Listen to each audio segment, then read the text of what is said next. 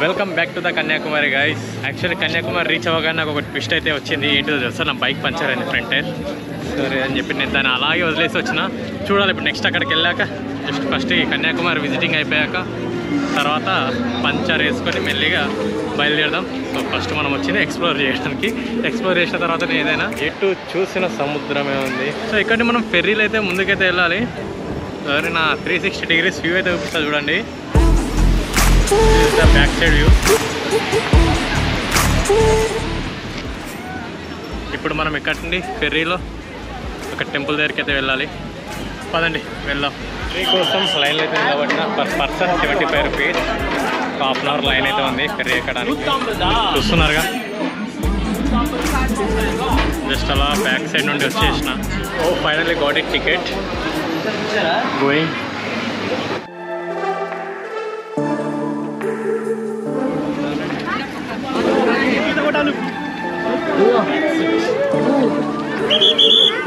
Finally.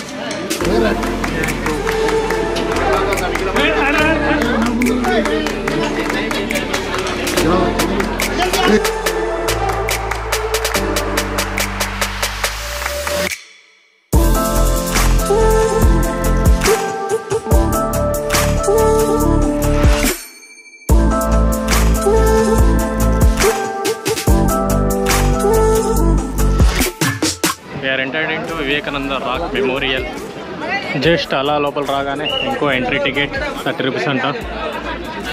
Commercial అయిపోతుంది మొత్తం అంతా. దర్శనం చేసుకోవాలన్నా ఏ చేయాలన్నా తప్పట్లేదు ఫ్రెండ్స్. ఎక్స్ప్లోర్ చేయాలంటే కొన్ని పెట్టాలి మనం. అప్గ్రేడ్ జనరేషన్ అనుకుంటున్నాం కానీ దర్శనానికి కూడా టికెట్, ఫెర్రీకి టికెట్, ప్రసాదానికి ticket. Without money we can't do anything. అలా ఉంది సిచ్యుయేషన్.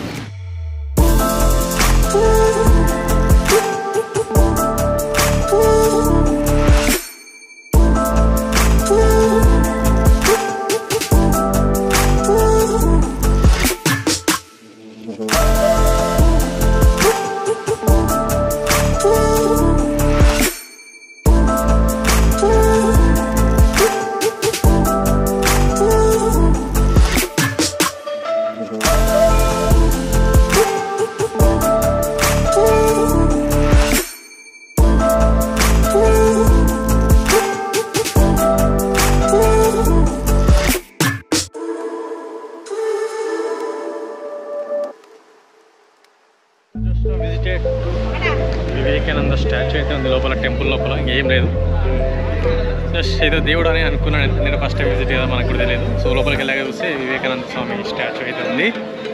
అండ్ రీకన్స్ట్రక్షన్ అయితే జరుగుతుంది కాబట్టి కంప్లీట్గా అయితే ఇంకా మనకి పర్మిషన్స్ అయితే లేవు చూడడానికి.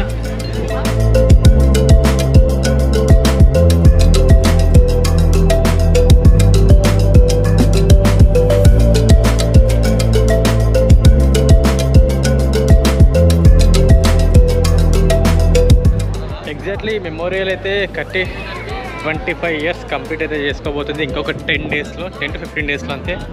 2000లో స్టార్ట్ అయితే చేశారని ఇక్కడైతే ఇది పెట్టారు. 2025కి 25 years అయితే కంప్లీట్ అయిపోతుంది. సో అది వివేకానంద స్టాచ్యూ. కాకపోతే ఏంటంటే మనకి అక్కడికి వెళ్ళడానికి అయితే పర్మిషన్ లేదు. సో బికాజ్ ఆఫ్ అక్కడ వర్క్స్ అయితే నడుస్తున్నాయి, కన్స్ట్రక్షన్. సో చూస్తున్నారు కదా, సో అవే మొత్తం కూడా కన్స్ట్రక్షన్స్ నడుస్తున్నాయి, అందుకే అలో లేదు. ఫైనల్లీ చెక్అవుట్ అయితే అవుతున్నాయి. ఇక్కడ నుండి బ్యాక్ సైడ్ సముద్రం,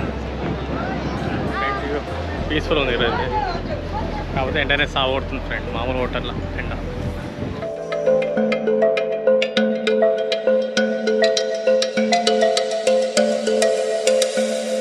విజిటింగ్ అయిపోయింది. ఇప్పుడు పెద్ద టాస్క్ ఏం చేస్తాయి ఇప్పుడు నాకు ముందున్న పెద్ద టాస్క్. బైక్ పంచర్ అయింది, బైక్ పంచర్ చేయాలి ఈ ఎండలా. ఆల్రెడీ సుక్కలు కనబడుతున్నాయి ఎండకి. ఈ ఎండలో బైక్ పంచర్ వేసేసరికి నాకు దూల తీరిపోతుంది. ఎంట్రీ అవ్వడానికి లైను, ఎగ్జిట్ అవ్వడానికి లైను. ఈ ఎండలో చిరాగేస్తుందిరా బాబు ఎండలో నిలబడాలంటే. టికెట్కి కూడా ఎండలోనే నిలబడాలి ఇక్కడ. జస్ట్ వచ్చిన పంచర్ అయితే అయిపోయింది. గాలి అయితే ఫిల్ చేస్తున్నా చూడండి.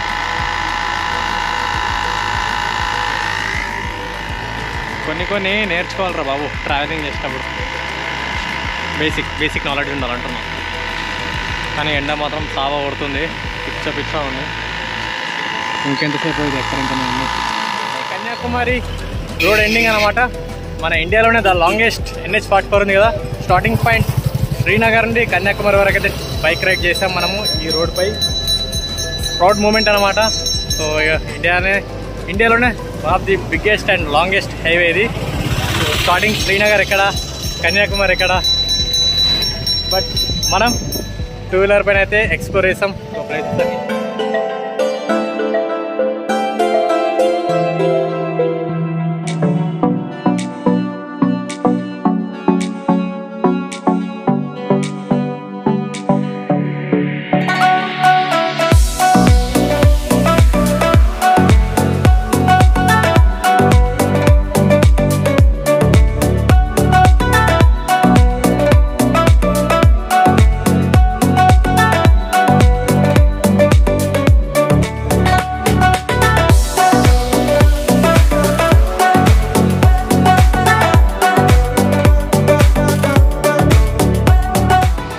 రామేశ్వరంకి ఇంకొక 100 కిలోమీటర్స్ డిస్టెన్స్లో మార్నింగ్ కన్యాకుమారిలో పంచర్ అవ్వడం వల్ల పెద్ద ట్విస్ట్ అయిపోయింది.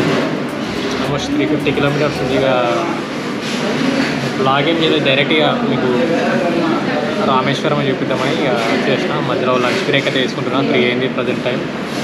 సో లంచ్ కంప్లీట్ చేసుకొని డైరెక్ట్ ఫస్ట్ ధనుష్కోడి వెళ్దాం. సో ధనుష్కోడి వెళ్ళి ధనుష్కోడి విజిటింగ్ చేసుకొని రిటర్న్లో రామేశ్వరం అయితే టెంపుల్ అయితే చూసుకుందాం. ఇక్కడ కన్యాకుమారిలో స్టార్ట్ అయినంటే కంటిన్యూగా 3 అవర్స్ బైక్ నడుస్తూనే ఉన్నా. ఏం లేవు సీనరీస్ కూడా చూపించడానికి, అందుకే బ్లాగ్ కూడా ఏం చేయలేదు. డైరెక్ట్ మనం ధనుష్కోడి దగ్గరికి వెళ్ళి బ్లాగ్ స్టార్ట్ చేద్దాం అనుకున్నాం. సో చేసినాం, ఇందాకనే లంచ్ కంప్లీట్ చేసినా. బిఫోర్ 50 కిలోమీటర్స్ ఉందనగానే ధనుష్కోడి. సో దానికంటే ముందు మనకు రామేశ్వరం వస్తుంది.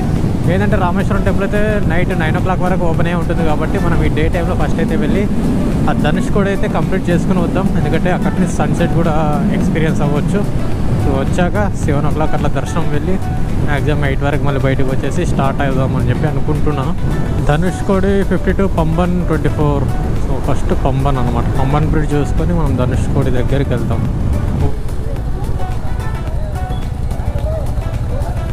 ఏంట్రా ఈరోజు ఇలా అవుతున్నాయి యాక్సిడెంట్స్? కూలెంట్ పగిలిపోయింది, అంతా పగిలిపోయింది, బ్లడ్ ఉంది ఇక్కడ. అంత గట్టిగా ఎవరు గుద్దారురా బాబు? చాలా దారుణంగా పడ్డారు ఎవరో అని. మొత్తం బైక్ మొత్తం పీస్ అయిపోయింది. కూలెంట్ పగిలిపోయింది, ఆయిల్ చాంబర్ పగిలిపోయింది. Welcome to Rameswaram, the last land of India. ధనుష్కోడికి అయితే వెళ్తున్నాం. చుట్టూ సముద్రం, ఇటు సముద్రమే చూడండి, ఇటు సముద్రమే. ఇప్పుడు మనకి నెక్స్ట్ పంబన్ బ్రిడ్జ్ అయితే వస్తుంది. రైల్వే ట్రాక్ చూస్తున్నారుగా.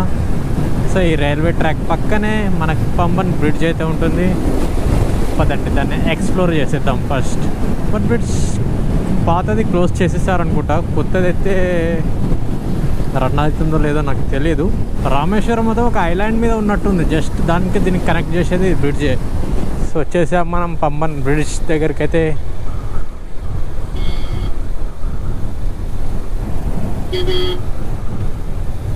మనకు స్ట్రైట్ కనబడుతుంది కదా, అదే మన రామేశ్వరం గుడి. సో గుడి కంటే ముందు మనం ఏం చేద్దాం అంటే ఫస్ట్ ధనుష్కోడి వెళ్ళి కంప్లీట్ చేసుకుని వద్దాం.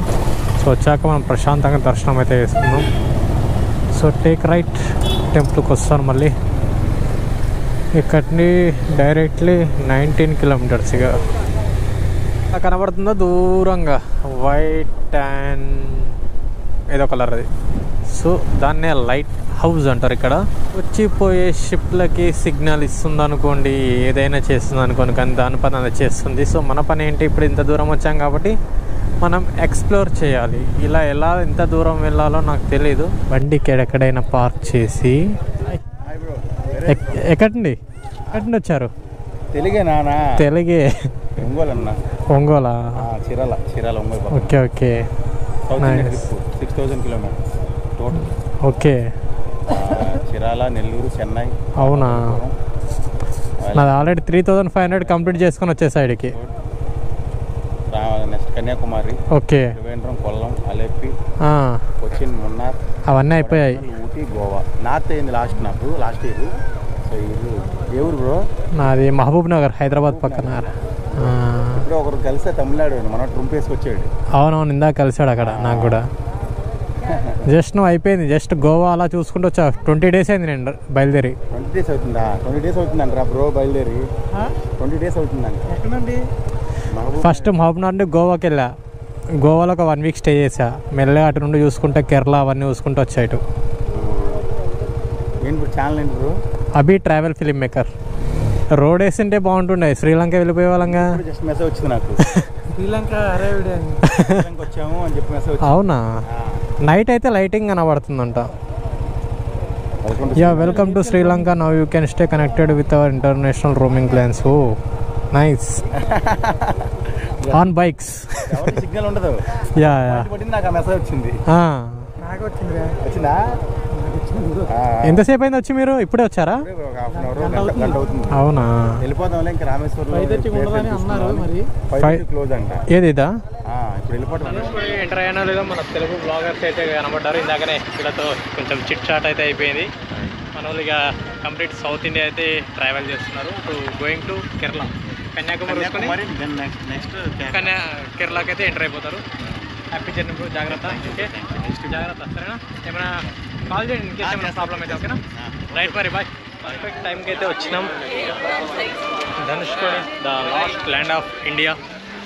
ఇక్కడిని మనకి శ్రీలంక అప్ టు 20 కిలోమీటర్స్ ఉంది. సో ఇక్కడ రాగానే మనకు ఫస్ట్ మెసేజ్ వచ్చింది అయితే అదే. సో శ్రీలంకకు సంబంధించింది ఇంటర్నేషనల్ రోమింగ్ ఛార్జెస్ అయితే పడతాయని చెప్పి ఇక్కడిని కాల్ మాట్లాడితే, దీనమ్మ అద్దాలు అయితే పోతున్నాయి, ఏం చేయాలి అని తప్పదు. సంథింగ్ పదండి.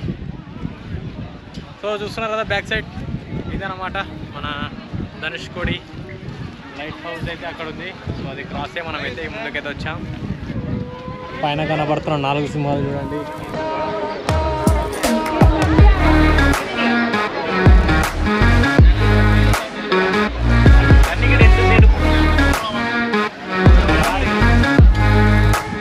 అయిపోయిందనుకో, డార్క్ అయినాక మనకి సైడ్ కనబడుతుంది కదా. సో అటు సైడ్ అయితే మనకి శ్రీలంకకి సంబంధించిన లైట్స్ అయితే కనబడతాయి.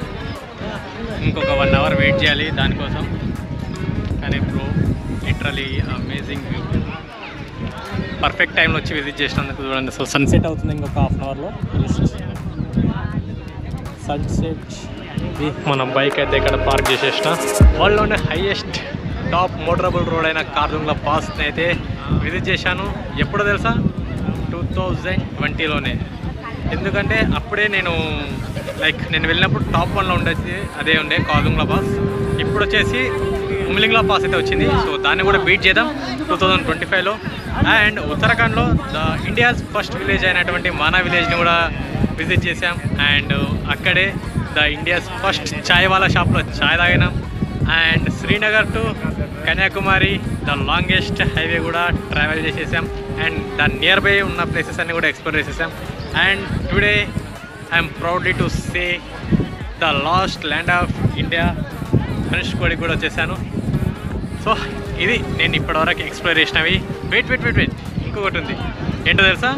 చార్ధామ్. మినీ చార్ధామ్ కంప్లీట్ చేశాను. బడా చార్ధామ్లో 3 కంప్లీట్ అయినాయి. అందులో కేదార్నాథ్, ద్వారకా, ఇప్పుడు రామేశ్వరం. సో పూరి జగన్నాథ్ ఒక్కటి పెండింగ్లో ఉంది. అది కూడా నెక్స్ట్ మంత్ కంప్లీట్ అయిపోతుంది. ఆల్మోస్ట్ చార్ధామ్ కూడా అయిపోతున్నాయి మన ట్రావెలింగ్లో. ఇదన్నమాట సంగతి. నేను ట్రావెలింగ్లో నేను విజిట్ చేసిన ప్లేసెస్. సో మీరు ఏవి విజిట్ చేశారు ఏంటి అనేది కింద కామెంట్ బాక్స్లో కామెంట్ చేయండి. చూద్దాం ఎంతమంది ఏ ప్లేస్ని విజిట్ చేశారో.